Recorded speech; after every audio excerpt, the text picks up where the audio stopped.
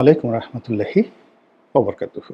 সম্মানিত দর্শক, বাংলাদেশের রাজনীতি থেকে আওয়ামী লীগের আলোচনা এবং সমালোচনা কিছুতেই সরানো যাচ্ছে না। দেশে ডক্টর মোহাম্মদ ইউনূসের অন্তর্বর্তীকালীন সরকার চলছে এবং প্রশাসনের যত গুরুত্বপূর্ণ পদ পদবি রয়েছে, যেগুলো আওয়ামী লীগ রক্ষা কবচ হিসেবে ব্যবহার করেছিল এবং আওয়ামী লীগ মনে করেছিল যে যুগ যুগান্তরে বা জন্ম জন্মান্তরে তাদের এই যে সাজানো বাগান, যেভাবে তারা পুলিশ সাজিয়েছিল, যেভাবে তারা ছাত্রলীগকে সাজিয়েছিল, বিশ্ববিদ্যালয় সাজিয়েছিল, সকল সাজানো গোছানো সংসার একেবারে আগস্ট মাস ২০২৪ সাল তছনছ করে তাসের ঘর নয়, তুলোর ঘরের মতো উড়ে গিয়েছে। তারপর আওয়ামী লীগের যে সকল শীর্ষ নেতৃত্ব রয়েছেন, একেবারে যাদেরকে বাংলাদেশে বলা হতো রয়্যাল বেঙ্গল টাইগার, মহাসিংহ বা মহাবাঘ, আমাদের সুন্দরবনের যে বাঘ, এই বাঘও তাদের কাছে খুব ছোট হয়ে যায়। এই জন্য বাঘের আগে মহা শব্দ ব্যবহার করতে হবে। বা আফ্রিকায় যে সিংহ, সেটা ধবল সিংহ হোক বা অন্য যে কোনো সিংহ হোক, আওয়ামী লীগের এমন প্রভাবশালী নেতা ছিলেন যাদেরকে সকল সাধারণ সিংহের সাথে তুলনা করলে হবে না। তাদের দাপট ছিল মহা সিংহের মতো। তো তাদের অনেকে পালিয়ে গেছেন, অনেকে আত্মগোপনে আছেন, গর্তের মধ্যে লুকিয়ে আছেন, অনেকে ধরা পড়েছেন। তো এই যে একটা অবস্থা, সেই অবস্থার মধ্যে আওয়ামী লীগের নামটি আসলে উচ্চারিত হওয়া উচিত নয়। সেখানে আওয়ামী লীগ পচে গিয়েছে, দুর্গন্ধ ছড়াচ্ছে। যেমন আমরা অনেক ভালো খাবার খাই, পোলাও, কোরমা, কালিয়া, কোপ্তা, রোস্ট, আরও কত কিছু। এগুলোর নাম নিলেও ভালো লাগবে, দেখলেও ভালো লাগবে। কিন্তু এই জিনিসগুলো যখন পচে যায় আপনার পেটের মধ্যে এবং সেগুলো যখন বর্জ্য আকারে প্রকাশিত হয়, তখন সেগুলোর নাম আর কালিয়া, কোপ্তা থাকে না। একটা সিঙ্গেল নামে চলে আসে, সিঙ্গুলার নাম্বারে চলে আসে। ওগুলো কেউ উচ্চারণ করে না, ওইগুলো দেখেও না, বরং খাবার টেবিলে যদি ওইগুলোর নাম উচ্চারণ করা হয়, তো সঙ্গে সঙ্গে খাবারে অরুচি এসে যায়, অনেকে বমি করে দেয়। তো সেক্ষেত্রে আওয়ামী লীগকে যদি আপনি একটি পচা মাল হিসেবে ধরেন, আবর্জনা হিসেবে ধরেন, সেক্ষেত্রে তো আওয়ামী লীগের নাম বাংলাদেশ উচ্চারণ করার মতো লোক থাকার কথা নয়। কিন্তু বাস্তবতা হলো, শয়নে স্বপনে চলনে বলনে আওয়ামী লীগের আলোচনা থামানো যাচ্ছে না। সবাই যে যার অবস্থান থেকে গালি দেওয়ার জন্য হোক, প্রশংসার জন্য হোক, কিংবা ভবিষ্যতের একটা উইন্ডো খোলার জন্য হোক, আওয়ামী লীগের নামটি উচ্চারণ সবাই করছে। বিএনপি করছে, জামাত করছে, ডক্টর মোহাম্মদ ইউনূস সাহেব করছেন, তার উপদেষ্টা মণ্ডলী করছেন, সমন্বয়করা করছেন, সবাই। কেন এত আলোচনা? তো অনেকে বলার চেষ্টা করছেন যে আওয়ামী লীগের ভবিষ্যৎ হলো অনেকটা মুসলিম লীগের মতো। পাকিস্তানে যে মুসলিম লীগ, যেটার অপভ্রংশ বাংলাদেশে এসেছিল, তো সেই বাংলাতে মুসলিম লীগের বিরাট দাপট ছিল। মানে ব্রিটিশ বিরোধী আন্দোলনে মুসলিম লীগের যে ভূমিকা, পরবর্তীতে আবার যখন স্বাধীন পাকিস্তান হলো, তখন তারা একেবারে সেই সরকার গঠন 1960 পর্যন্ত, 1954 তাদের পরাজয় হলো, বাট 1960 সাল পর্যন্ত মুসলিম লীগের একটা বিরাট ভূমিকা ছিল। এরপর আস্তে আস্তে দলটি একেবারে অতল গহ্বরে হারিয়ে যায়। তো সবাই বলছেন যে আওয়ামী লীগও হারিয়ে যাবে। তো এখানে আমি দ্বিমত পোষণ করি। এই কারণে হলো যে মুসলিম লীগ যারা করতেন, তারা ছিলেন সমাজের অভিজাত বুর্জোয়া শ্রেণী। এবং তখন বুর্জোয়া তন্ত্র বলতে ইংরেজিকে যেটিকে বলা হয় ফিউডাল সোসাইটি, জমিদার তন্ত্র, সামন্তবাদী তন্ত্র।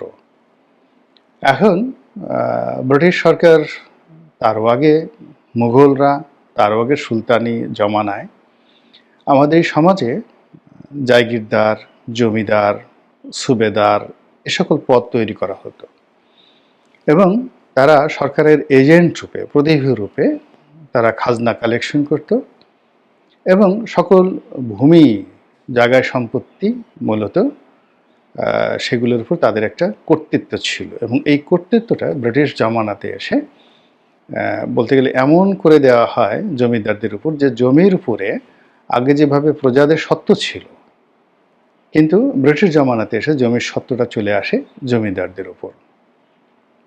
তো এভাবে প্রায় 150 বছর এই ফিউডাল সোসাইটি পুরো ভারতবর্ষকে নিয়ন্ত্রণ করে। তো মুসলিম লীগ যারা গঠন করেছিলেন এই বাংলায়, তারা সবাই ছিলেন নবাব পরিবার, খান বাহাদুর, রায় বাহাদুর, তারপর জমিদার, এই পর্যায়ের লোকজন। তো যখন শেরেবাংলা ফজলুল হকের নেতৃত্বে কৃষক শ্রমিক প্রজা পার্টি অবিভক্ত বাংলার ক্ষমতায় এলো এবং জমিদারি প্রথা বিলোপ করা হলো, তখন এই ফিউডাল সোসাইটিটা ভেঙে যায় এবং তাদের সেই জৌলুস থাকে না। ঢাকার নবাব পরিবারের জৌলুস ছিল না, করটিয়ার জমিদারদের কোনো জৌলুস ছিল না, হুমায়ুন খান পন্নীদের কোনো জৌলুস ছিল না, মানিকগঞ্জের জমিদারদের কোনো জৌলুস ছিল না। এভাবে সবাই যাকে বলা হয় সব কিছু হারিয়ে সাধারণ মানুষের পর্যায়ে চলে আসে। ফলে যে ফিউডালিজমকে কেন্দ্র করে তারা একটা রাজনীতি গড়ে তুলেছিল, তার যে মূল ভিত্তি, এটি যখন শেষ হয়ে যায়, অমনি তাদের রাজনীতিও ধীরে ধীরে ধীরে ধীরে জিরোতে পৌঁছে যায়। কিন্তু আওয়ামী লীগ আসলে কোনো ফিউডালিজমের উপর ভিত্তি করে হয়নি।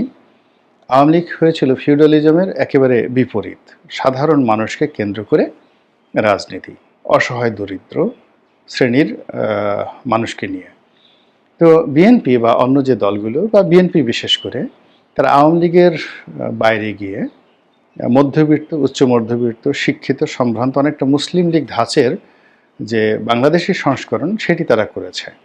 কিন্তু আওয়ামী লীগ কিন্তু তার এই আগের জায়গাতে একেবারে সেই প্রান্তিক জনগোষ্ঠীর যে রাজনীতি, সেই রাজনীতি নিয়ে আছে। আওয়ামী লীগের অনেক লোক প্রান্তিক জনগোষ্ঠী থেকে এসে আবার ফিউডাল হওয়ার চেষ্টা করে, বাগান বাড়ি করার চেষ্টা করে, জমিদার হওয়ার চেষ্টা করে, এসব করে বিভিন্ন সময় আওয়ামী লীগকে বিপদে ফেলেছে এবং একটা সময় আওয়ামী লীগ আবার বিপদে পড়ে সেই সাধারণ মানুষের কাছে যেতে বাধ্য হয়েছে। তো সেদিক থেকে আওয়ামী লীগের যদি পতন হয় বা আওয়ামী লীগ যদি ইতিহাস থেকে মুছে যায়, সেটি অন্য কারণে যাবে বা আরও অনেক পরিস্থিতি, প্রেক্ষাপট তাকে মোকাবেলা করতে হবে। কিন্তু মুসলিম লীগের মতো করে আওয়ামী লীগের পতন হবে না। এর কারণ হলো আওয়ামী লীগের যে চিন্তাধারা, তার যে ফান্ডামেন্টাল স্ট্রাকচার এবং তার যে যোগসূত্র, রাজনীতির যে যোগসূত্র, এটির সঙ্গে মুসলিম লীগের রাজনীতির কোনো যোগসূত্র নেই। এই গেল এক। 2 নম্বর হলো যে সময় পাল্টে গেছে, আর এই সময়টাতে আওয়ামী লীগ যে চিন্তা চেতনা, ধ্যান ধারণা পোষণ করে, যেমন ধরুন রিক্সাওয়ালা, ঠেলাওয়ালা, মুসি, খেটে খাওয়া মেহনতি মানুষ, কৃষক, শ্রমিক, এই জায়গাগুলোতে আওয়ামী লীগের যে স্লোগান, আওয়ামী লীগের রাজনৈতিক যে মতাদর্শ, এটি যত দ্রুত জনপ্রিয়তা পেয়ে যায় বা এখানে তাদের যে সমর্থক রয়েছে, এটি অন্য কোনো রাজনৈতিক দল অর্জন করতে পারবে না সহসা। সেই আওয়ামী লীগ প্রতিষ্ঠার পর থেকে অনেকে চেষ্টা করেছেন, কিন্তু হয়নি। শ্রমিকদের স্বার্থ রক্ষা থেকে শুরু করে আরও অনেক কিছু। দ্বিতীয়ত হলো যে সমাজে যত বৈষম্য বাড়ছে, সঙ্গে সঙ্গে কিছু মানুষের অর্থ হচ্ছে আমেরিকার মতো, জার্মানির মতো, কিন্তু আবার আফ্রিকার দরিদ্র মানুষের মতো মেহনতি মানুষের সংখ্যা বাড়ছে। তো সেই দিক থেকে আওয়ামী লীগের যে কর্মী এবং সমর্থক, তাদের সংখ্যাও বেড়ে যাচ্ছে এবং বেড়ে যাবে। শুধু দরকার হলো এদেরকে অর্গানাইজ করার জন্য একটা নতুন নেতৃত্ব।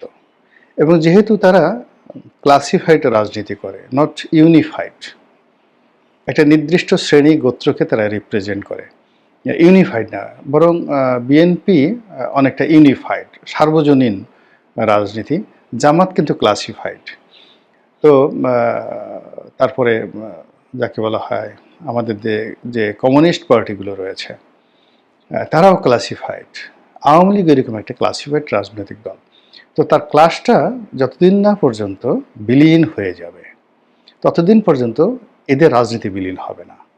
শ্রমিক যতদিন আছে, তারপরে খেটে খাওয়া মেহনতি মানুষ যতদিন আসে, কৃষক যতদিন আছে, তারপর পানি যতদিন আছে, নৌকা যতদিন আছে, জেলে যতদিন আছে, মাছ যতদিন আছে, ততদিন পর্যন্ত আওয়ামী লীগের যে রাজনৈতিক কৃষ্টি এবং কালচারগুলো তারা বলে আসছে, যেমন লগি, বৈঠা, নৌকা, মানে এগুলো হয়তো এখন নৌকা ওইভাবে চলে না, ইঞ্জিন চালিত বোট চলে, কিন্তু নৌকা যখনই আসে সঙ্গে সঙ্গে নদী আছে, নদী যখনই আসবে আওয়ামী লীগের নাম চলে আসবে।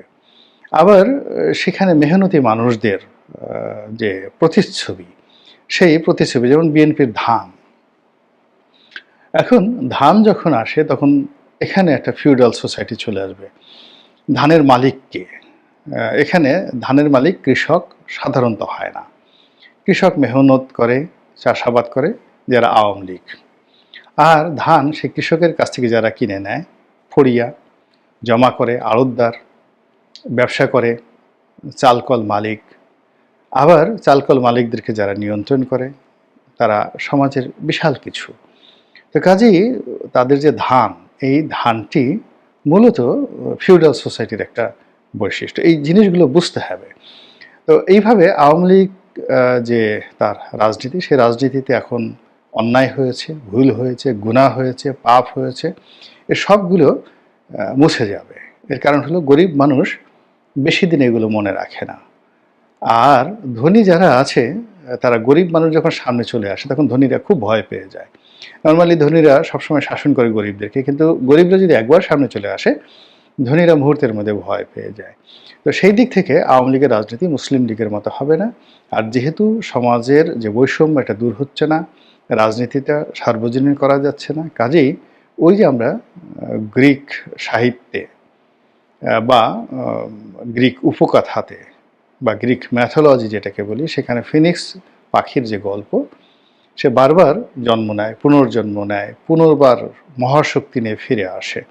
তো এরকম আওয়ামী লীগ আবারও সেই ফিনিক্স পাখির মতো ফিরে আসবে। এটা আমার কথা নয়, এটা বাংলাদেশে যারা রাজনীতি করেন তারা সবাই বুঝেন। ফলে দেখুন 5 তারিখের পতনের পর, অর্থাৎ আগস্ট মাসের 5 তারিখের আওয়ামী লীগের পতনের পর সবাই আগস্টে যেভাবে কথা বলেছে,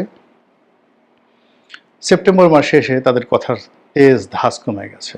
অক্টোবরের মাসে এসে ভিন্ন কথা, আর নভেম্বরের মাসে এসে এখন আওয়ামী লীগকে নিয়ে অনেকেই ইতিবাচক কথাবার্তা বলার চেষ্টা করছেন। আল্লাহ আমাদের সবাইকে হেদায়েত দান করুন এবং হেফাজত করুন। আসসালামু আলাইকুম ওয়া রাহমাতুল্লাহি ওয়া বারাকাতুহু।